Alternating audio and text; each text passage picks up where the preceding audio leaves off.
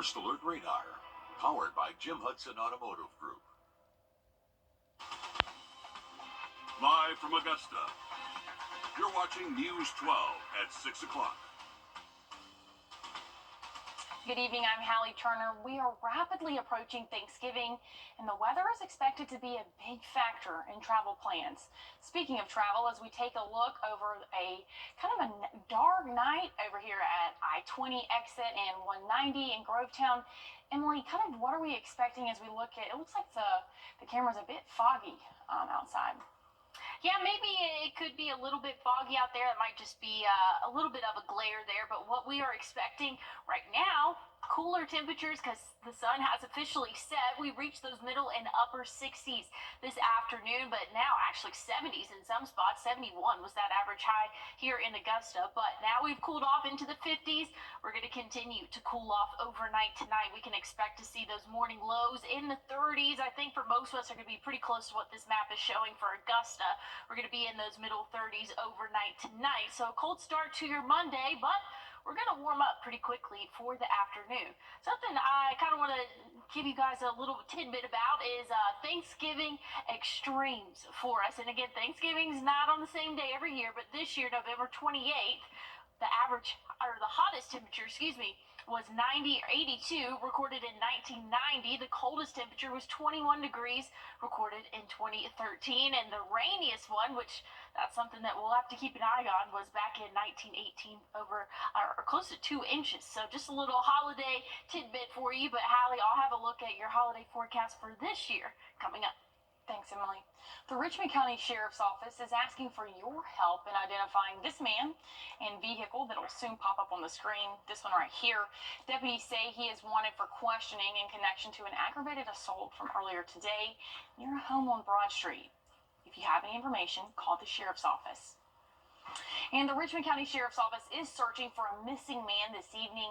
Authorities say 82-year-old Daniel Lewis was last seen leaving Wellstar MCG yesterday morning around 10:30. He was wearing a black hoodie and sweatpants and is known to be around Earl Street and Bennick Mill Road in Augusta. And over in Washington County, the Sheriff's Office says they arrested 3 people after stopping a contraband drop at the Washington State Prison for the 3rd time this week. Deputies arrested Jamal Frazier, LaShondra Davis, and Lithonia, and Chavis Poole from Macon. They face multiple charges, including felony racketeering.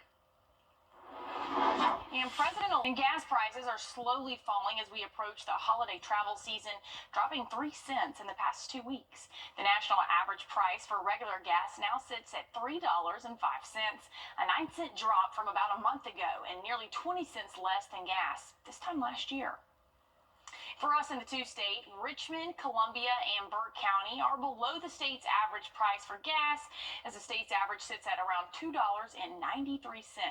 For our South Carolina counties of Aiken, Edgefield, and McCormick, AAA says they remain at the mark for the state's average price of $2.78. And tomorrow is the annual James Brown Turkey Giveaway Pickup, and that's starting at 8 o'clock in the morning over at May Park. There will also be some food boxes with food from Golden Harvest Food Bank, but this is not something you just show up to. You had to register with them by the 16th of November. If you didn't register, don't worry. The Salvation Army's Thanksgiving dinner at the Center of Hope will be open to anyone that needs a meal from 5:30 to 6 tomorrow. Dinner will be served with to-go style plates, and the Barnwell County Sheriff's Office is also helping out with the second Friendsgiving feast at the Barnwell Community Soup Kitchen from 11 to 2, and the El Rey Group is hosting its 8th annual turkey giveaway, which is the first come, first serve while supplies last in Martinez. And the Shepherd Community Blood Center is offering to help you out with your Thanksgiving shopping list in exchange for a blood donation. Anyone who donates blood with any of Shepherd's blood centers through Wednesday, November 27th, will get a voucher for a free turkey or ham. It's good for any turkey or ham up to about $15. No appointment is needed, and if you need to find a blood center, you can go to our website at wrdw.com. And animals, especially those in shelters, could use some help for the holidays. Starting tomorrow through Thanksgiving week, you can foster a furry friend from any area animal shelter for the holiday. Augusta Animal Services says pickup goes up until Wednesday, and their pickup times are from 12 to 4. The SPCA Albright Center in Edgefield County will have pickup starting tomorrow. That's Monday. In Aiken, the Friends of the Animal Shelter say you must get pre-approved by Tuesday before you're able to come and pick up your furry friend. And an update to construction near downtown Augusta, leaders say there will be some construction relief near the latter half of the upcoming week. Sewer damage at 8th Street between Green and Ellis Street is expected to finish up on Wednesday. Augusta Traffic and Engineering says the projects on 5th Street and 6th Street should finish up in the following weeks.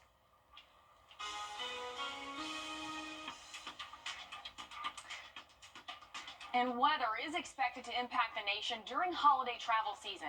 The latest on its impact to travel in just a moment. And we're keeping an eye on cooler temperatures here in the CSRA. We're seeing that average overnight low going to drop off into those 30s overnight tonight. Right now we're sitting in the 50s though, but I'll have a check on your full forecast coming up. Hardee's original bag packs 2 full-size favorites plus fries and a drink for just $5.99. No junior burgers or tiny nuggies, just full-size goodness for big-time value. The $5.99 original bag, only at Hardee's. South Carolina Governor Henry McMaster is speaking now at the Governor's Mansion Christmas tree lighting. We're taking a live look to where the state Christmas tree lighting is happening right now until 7 o'clock. And we're going to go ahead and take a listen with him right now before we tell you anything else. We change the world. And you know that today, anytime, day or night, you can talk to him or his father anytime you want to. So years ago, I started collecting little poems and things, and I have one I want to read you, and I'll finish with this. Let's see. This is funny. This is about Jake, the Wyoming rancher. Jake, the Wyoming rancher, went to fix a distant fence. The wind was cold and gusty, and the clouds rolled gray and dense. As he pounded the last stables in and gathered tools to go, the temperature had fallen, the wind to howl, and the snow began to blow. When he finally reached his pickup truck, he felt a heavy heart. From the sound of that ignition, he knew it wouldn't start. So Jake did what most of us would do if we'd been there. He humbly bowed his balding head and sent aloft a prayer. As he turned the key for the very last time, he softly cursed his luck. They found him 3 days later, frozen stiff in that pickup truck. Now, Jake had been around in life and done his share of roaming. But when he got to heaven, he was shocked. It looked just like Wyoming. This year's tree is a 30-foot tree from Norway spruce. It's a spruce tree from North Carolina. Now, after Governor McMaster finishes up with his poem, they are going to light that tree. But here's the thing. It's one of the trees that survived Hurricane Helene. Dominion Energy says they will string over 13,000 LED lights on the tree, while the Columbia Garden Club and the Garden Club of South Carolina decorate it with 900 ornaments. That's a lot, Emily. That is a lot. Man, I just love Christmas time. I'm excited to see that. And it's starting to feel like Christmas time, Hallie. Right now, we're sitting in the 50s, and so that's a southern Christmas for us. We're sitting at 54 right now. Feels like 54. That dew point, though, pretty dry, so that's letting us feel a little bit more crisper air out there, if you will. And overnight tonight, we're just going to continue to drop. This is going to be our average overnight low in those middle, maybe upper 30s in some spots. So a cold evening in store, a cold start to your Monday. Make sure that you are bundled up as you head off to work or school tomorrow, because it is going to be a chilly start, but a dry start. That's the good news. We're staying dry overnight tonight, staying dry for the day tomorrow, but things will change when we get into our Tuesday. We could see an isolated shower start to pop through early in the morning, and that should really be out of our hair by midday, and then by the afternoon, evening, gonna have dry conditions for your Tuesday. We'll warm up into those 70s both Monday and Tuesday. Tuesday for us before that cold front starts to push through. But here's what we're looking at over the next week, which I guess you could probably say now it's this week. I always like to think that the weeks start on Monday. I know it starts Sunday, but anyways, we'll see what we have over the next couple of days. Again, that isolated chance of showers Tuesday. Then again, when this cold front is going to be pushing through, that's going to leave us with some showers for your Thanksgiving. Here's Thursday morning. We could have seen a couple of isolated showers by the time we get to the afternoon.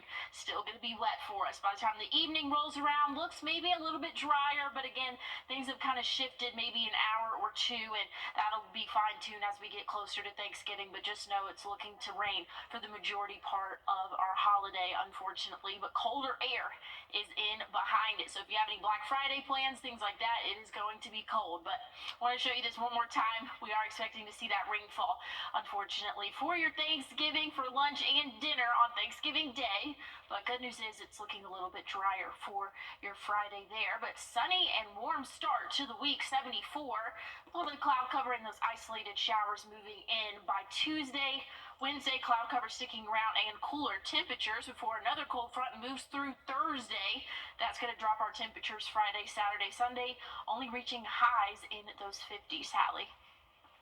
Millions of Americans are set to hit the roadways and airports this week for Thanksgiving. 2 separate storms are set to hit parts of the U.S. that could cause significant delays. 6 western states are in winter weather alerts tonight as several feet of snow is forecasted in some areas. But John Lornick has the latest. Planes, trains, and automobiles. The holiday travel season is underway. AAA is estimating a record-breaking 80 million people will travel 50 miles or more this week, and millions are expected to fly the friendly skies this Thanksgiving week. TSA is expecting a potentially record-breaking holiday travel season. If recent experience is any guide, these will likely be some of the busiest travel days in U.S. history. If you're flying or driving for Thanksgiving, weather could be an issue depending on your destination. It's this system here. This is the one that's going to continue to spread its way across the country as we go through the rest of the week. 6 western states are under winter weather alert Sunday as feet of snowfall is forecasted in the Sierra Mountains. The roads have been pretty intense. The roads are pretty slippery. There's a slush layer underneath there, so you have to really be careful. The storm will move east to start the week, bringing lighter rainfall to much of the eastern U.S., and officials are urging travelers to pack their patience as delays could pile up. While there are, of course, some factors that affect travel, especially the weather, that are truly out of anybody's control, we can take and have taken a number of steps to make travel better. Officials urge travelers to be safe and give themselves plenty of time to reach their destination. I'm John Lawrence reporting. A student is sharing their miraculous story after a tree fell on their car in the Northwest. We hear from the student after the break.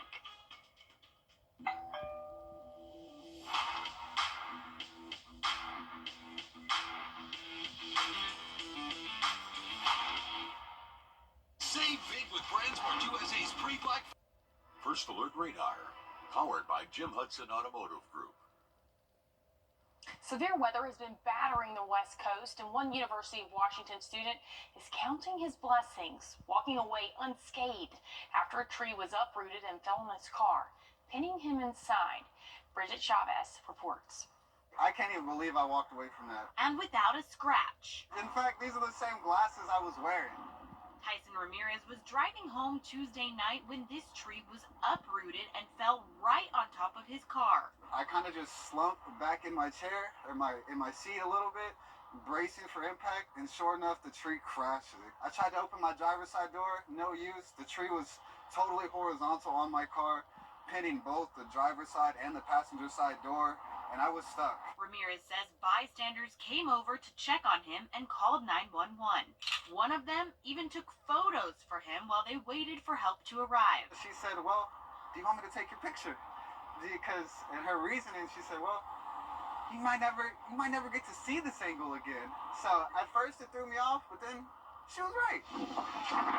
It was really a lot of shock, but also even in the moment, even as I was trapped, a bit of gratefulness. Ramirez says he was pinned in the car for about 90 minutes before firefighters were able to get him to safety where his parents were waiting. And once I was pulled out, I gave them the tightest hug. I was so thankful to go home that night. His mom grateful her son walked away unscathed. I like happy endings. Like, everybody was okay. A giant hole in crime tape have replaced the giant tree that fell on Ramirez's car.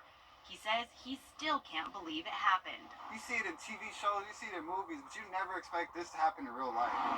Calling it nothing short of a miracle. Whether it be angels, whether it be God, the amazing firefighters at Squad 31, I was really blessed that night.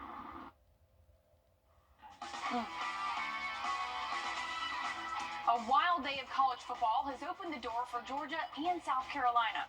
Coming up in sports, Joseph Doring breaks it all down. Who you trust matters. At News 1226, finding truth is our promise to you. Checking the facts on all sides. And we'll continue to keep you To covered. serve you with accuracy. Now, we have issued a first look weather days. Impact. Our IT will continue following this story and transparency. We begin with breaking news happening right now. Empowering you to make the best decisions for your family, for your future. News 1226. Who you trust matters. They are some of the hottest video. Report fitting today. After an accident, consider this. Insurance companies track the results of law firms. They know which ones ignore lowball offers and file lawsuits, and which ones have never seen the inside of a courtroom. If your lawyer has a reputation for settling cheap, what kind of offer do you think you'll get? I'm Austin Jackson. At my law firm, insurance companies respect us because we stand up for our clients. Injured? Call Austin Jackson, the Augusta guy. 706-724-7224.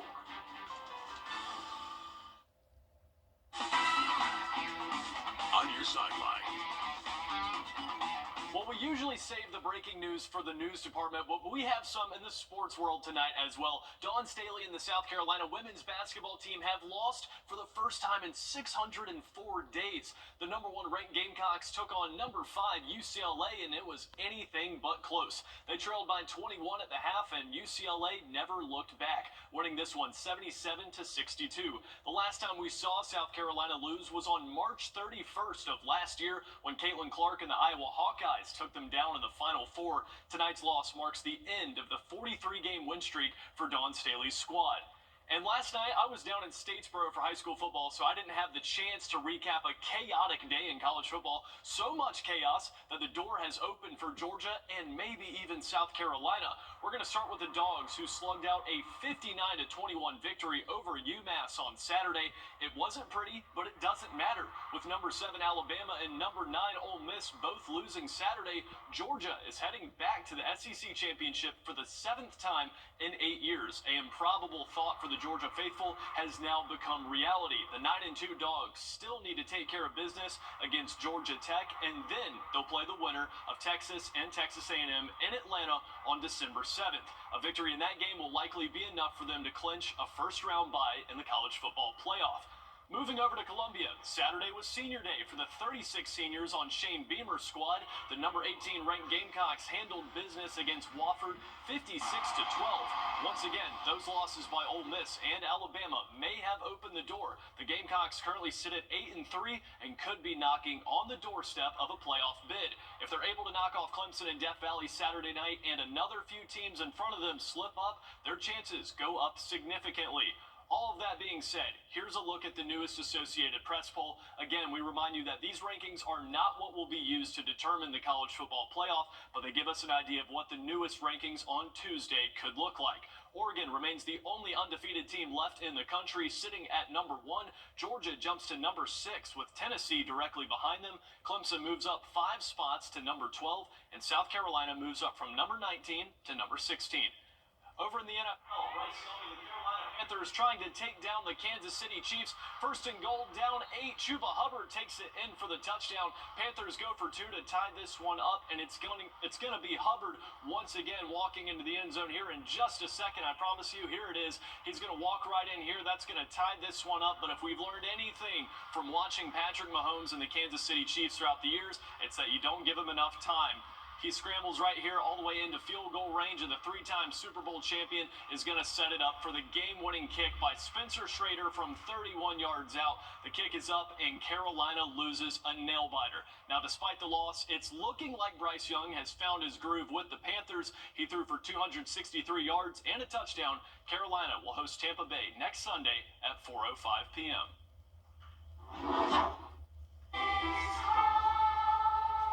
Getting a live look right here on the left side of the screen with the Lights of the South from 6 to 10 this evening. And we're getting another look at the Governor's Mansion Christmas tree lighting. Right now, their choir is singing, but we should have some more footage later this evening. This year's tree is a 35-foot Norway spruce from North Carolina. It's one of the trees that survived Hurricane Helene, like we told you earlier. Dominion Energy says they will string over 13,000 LED lights on this tree, and some of the garden clubs in the area will decorate it with about 900 ornaments. So a lot's going on both sides of the river. Emily? Oh, that's so much fun. Really put you in the Christmas spirit there. I love the singing choir. I want to take a look at the next 7 days, though. Starting off pretty chilly for the day tomorrow, but we're going to warm up into those 70s by the afternoon. Small chance of rain Tuesday and looking wet for your Thanksgiving. Alrighty, that's our time. We'll have more news, weather, and sports coming up tonight on News 12 at 11 o'clock. A message from the Sonic Department of Research and Deliciousment. We topped off the news